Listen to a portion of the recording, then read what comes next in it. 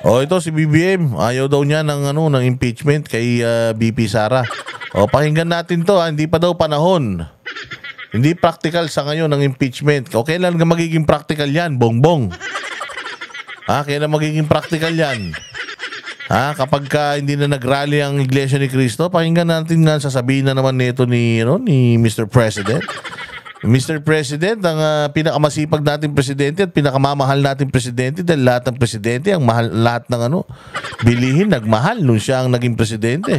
Kaya ang pinakamahal na presidente, ito na, pasok. Problematic at hindi raw practical sa ngayon ang impeachment laban kay Vice President Sara Duterte. Ayon yan mismo kay Pangulong Bongbong Marcos. Nasa frontline balitang yan si Marian Enriquez. Sa kanyang social media, may tanong si Chief Presidential Legal Counsel Juan Ponce Enrile kaugnay ng isinagawang peace rally ng Iglesia ni Cristo. Handa raw ba tayong isakripisyo ang rule of law para... Jesus, tanga-tanga naman ito. Ito naman si Enrile. Ano bang sinabi ng Ano bang sinabi ng Iglesia ni Cristo? Ang sinabi ng Iglesia ni Cristo, Enrile, kung si Enrile, hindi pa kasi magpahinga rin to eh. Ito kasi kaya hindi pa ito umaalis, hindi nito alam saan pupunta ko, sa impyerno o sa langit eh. Pero sigurado hindi sa langit pupunta to. Ito sabi na naman niya, rule of law for a person or a group of persons. Sasabi mo, ang pinanawagan nila doon, Enrile, pinanawagan nila doon para lang maintindihan mo medyo, na siguro matanda ka na talaga eh. Ang pinanawagan nila doon, peace and unity. Itigil na yung mga bangayan. Magtulungan na tayo para sa bayan. Anong pinoproblema mo? Tsaka, Juan Ponce Enrile, sino ba kakampi mo? Si Bongbong ang nagsabi nun na wag i-impeach na ayaw niya dahil magkakagulo divisive. Tsaka hindi practical. Napupunta lang, focus lang yung attention natin sa walang mga kakwenta-kwentang bagay. Ang daming problema ng Pilipinas. Yun ang sabi ni Bongbong Anong iniiyak mo, Enrile? Anong iniiyak mo? Si Bongbong naman may sabi nun. Hindi ba advisor ka ni Bongbong? Hindi sana in-advisean mo si Bongbong na hindi sinabi yun. Para sana ma-impeach na si BP Sara para walang dahilan yung INC na ginamit yung pinagsasabi ng bata mo. Nangyato si Enrile, ewan ko rito kung anong ginagawa kasi sa buhay niya. Pahinga na. Okay na Enrile, obsolete ka na. Yung mga alam mo sa batas, obsolete na rin. Nag-uusap-usap na nga ngayon para sa charter change. Gusto nga palitan yung batas Mas mauna pa mapapalitan yung batas kaysa sa'yo. Pahinga na sir, pahinga na para wag na malikot na lang. Higa-higa na lang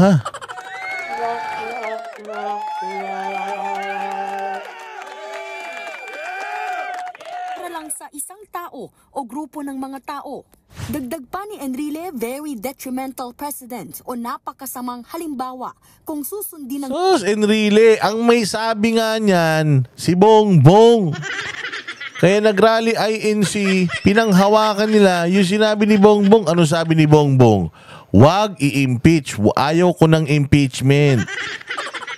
Kinausap ko ang Congress, baka naman pwede, wag nang i-impeach. Si Bongbong ang may gusto niyan, Enrile.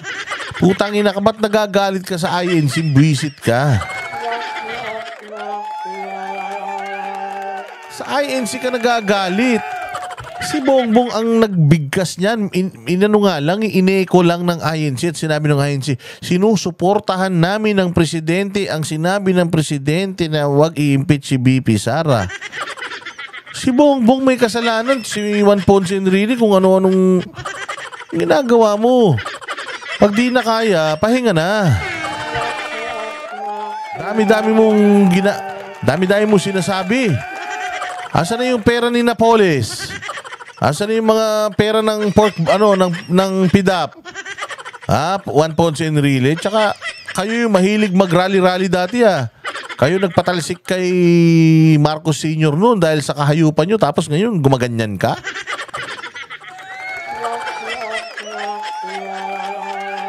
Tanda-tanda na hindi nila matulog.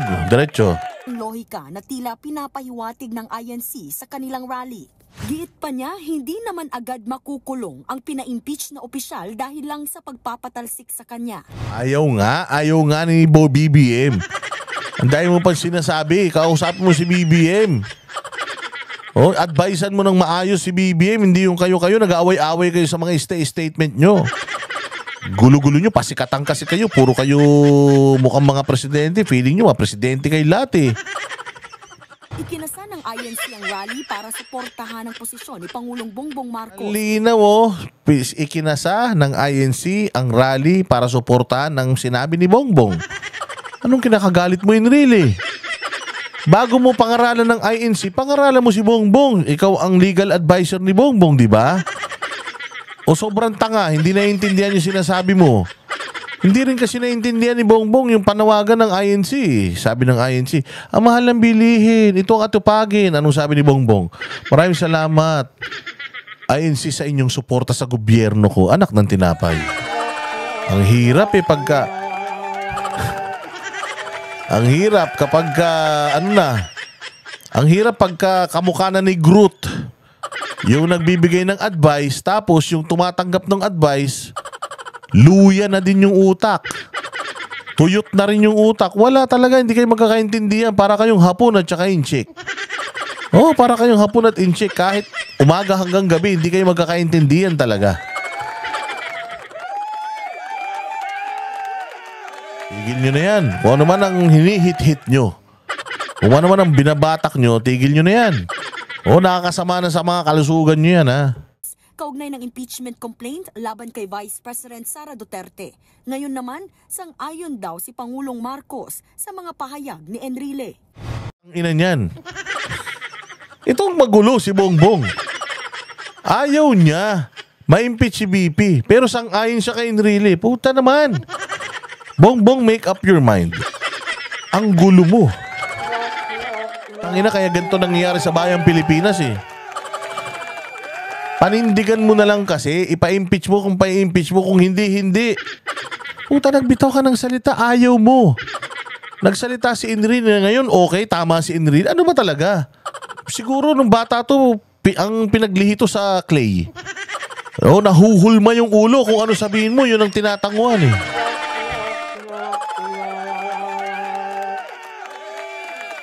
Man tinapay naman Bongbong. Ano ba naman yan?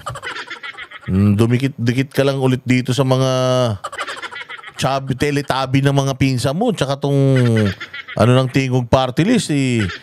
Ewan ko kung ano na namang binanat, hinigop nyo. He is right. There is a consequence to, there will be a precedence. He is right. Ina, Bongbong, ikaw nagsabi na wag i-impeach si BP. Tapos ngayon, si Enrile yung tama. Tangina, sino mali? Gago, dalawa kayo nag-aaway. Yung statement niya tsaka statement mo nag-aaway. Tapos, sumuko ka. Siya ang tama kasi mali statement mo. Yan ang sinasabi ko sa BBM. Ang hilig magsalita nang hindi nag-iisip. May mga advisor, hindi nakikinig. Tapos ngayon, ayan, labo-labo. So ano na? Impeach o hindi? Putya na, baka malito ang Iglesia ni Cristo, mag-rally ulit yan. Yan ang sakit sa ulo, no? Agoy! It will be very problematic. Very problematic pala. Bakit nagsalita ka ng wag i-impeach si BP Sara? Hirap. Shit. Anong explanation na naman kaya ng mga tangang loyalista nito? Dinedma lang nila to, no? Pulpul eh. Sabi ko nga sa inyo, parang pinag-lisa goldfish to si Bongbong. Alam niyo yung goldfish? Tanginin yan. Kung ano yung naisip niya ngayon, mamayang hapon, hindi niya na matandaan. Utak isda talaga eh. Oh, utak isda. Oh, ito yung nawawalang kapatid ni Dory. Yung doon sa Finding Dory.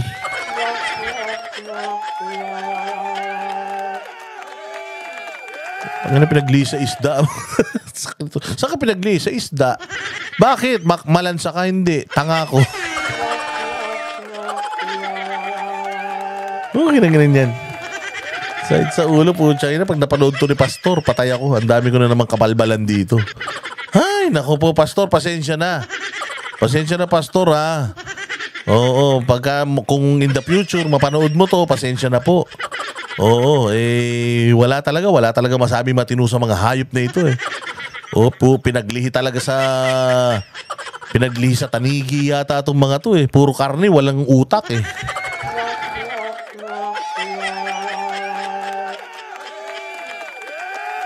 Kahit kailangan daw dinggin ng Kongreso ang impeachment complaints laban kay VP Sara, muling iginit ni PBBM na hindi ngayon ang tamang panahon para isulong ito.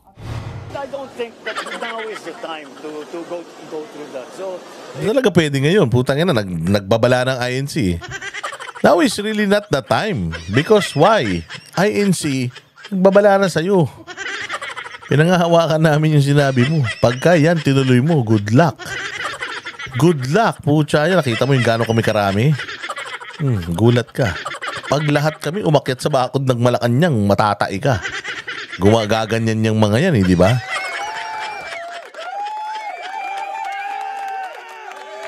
Agoy. paubayan na muna natin sa ating... Total, as a practical matter, papasok na tayo Saan ipapaubaya, BBM? Ano, ipaubaya muna saan? Saan papaubaya? sa ating... Total, as a practical... Ipaubaya muna sa ating... Wala na, nawala na naman. O saan ipapaubaya, BBM? Mang panahon para isulong ito. I don't think that now is the time to go through that. So, paubayan na muna natin sa ating... Total, as a Ano, saan nga ipapaubaya? Bongbong naman, presidente ka ng Pilipinas, para kang loko-loko magsalita. Walang hiya. Papaubaya kanino? Sa wala? Ang ina niyan. Saan ipapaubaya? Ulitin natin ha, ang linaw nung sinabi niya, ipapaubaya saan? I don't think that now is the time to go through that. So, paubayan na muna natin sa ating... Total, as a practical... Saan? Putang ina. Gulo mo para kang chop. Putang ina, mahihirapan yung mag-chop-chop nito. Nag-skip eh, tumalon. Ipaubaya muna natin siya. Alam nyo, parang 2 tao siya eh. Saan ipapaubaya? Bongbong. Gulo-gulo mo. Kahit si ate sa tabi mo, tinan mo, nakatingin sa tanginan to, ano sinasabi nito? Kita mo si ate naka-blue. Puta, hirap na siya sa'yo. Habang nagsasalita ka, hirap na siya. Sabi niya, ha? Sinasabi mo.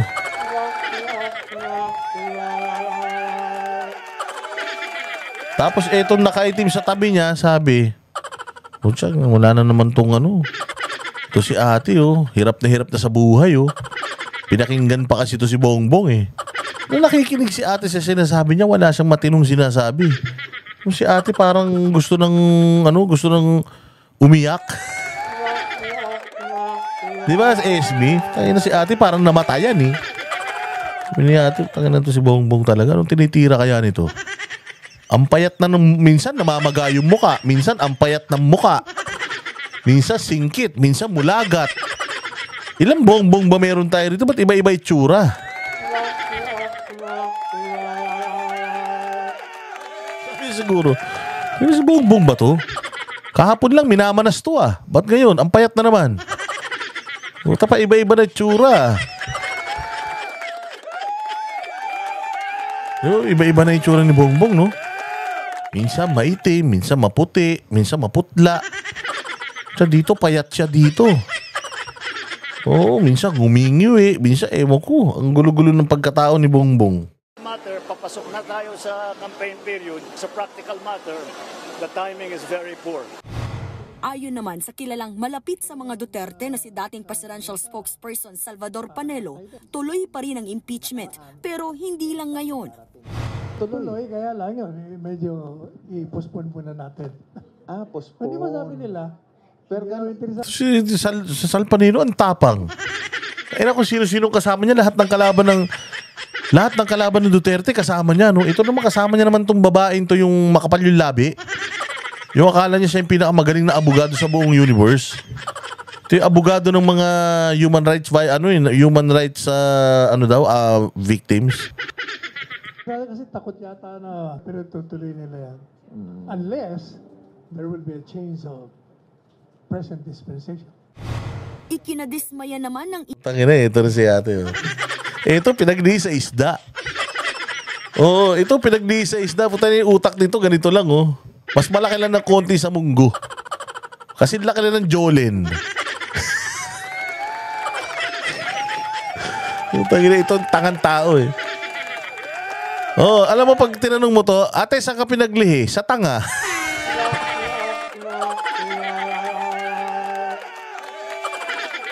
Pinaglihi sa tanga to, eh. Sa isdang tanga. Putang ina, tinan mo yung tsura, oh. Walang alam yan. Putang ina, kahit pagsaingin mo, baka hindi marunong yan. Ganyan yung tsura. Putang ina niyan, oh. Sabi niya 2015. Tangina, Congresswoman, 2015. Tangina, kala mo, yung kalaro mo walang aral yung nagsasalita, eh. Kailan yan? Nung 2015. Ayun mo, 15. Inutil. Di ba, Esme? Ganyan siya magsalita, oh, 2015.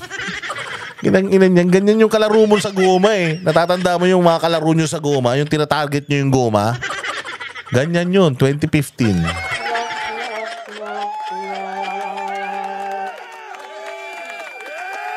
Hindi yan, mali yan, Bright Naria. 15 yan, eh. 15. Yung P, ginawa niyang, yung F, ginawa niyang P. Yung P, ginawa niyang F. Putang ina niya, may sarili siyang mundo. Sa atin, 15. Sa kanya, 15.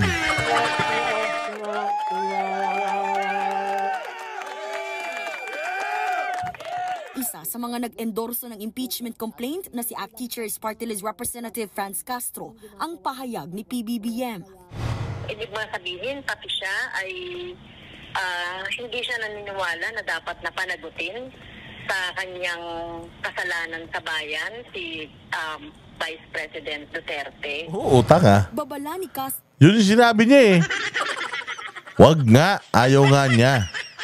Because it will divide this country. May mga anong hindi maintindihan dun? Baka kalaunan ay si PBBM na ang singilin ng bayan. Eh, singilin mo.